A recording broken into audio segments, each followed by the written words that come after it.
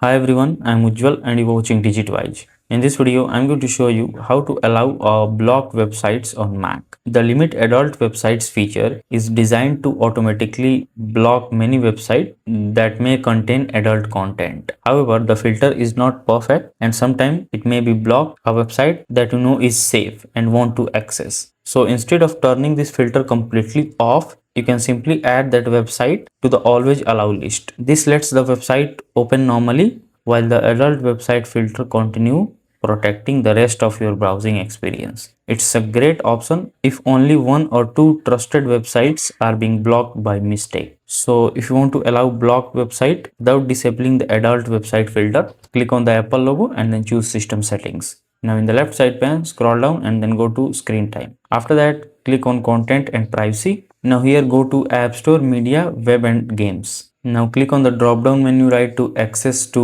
web content and here choose limit adult websites. Now click on customize button and in allowed section, click on this plus icon and here enter the website address you want to allow and then click on done. And instantly that website will add it to allowed list and so it can be accessed normally while the adult website filter remains enabled for all other websites. And that's it. So if this video helps you in any way, then do like it and subscribe to the channel. Thanks for watching.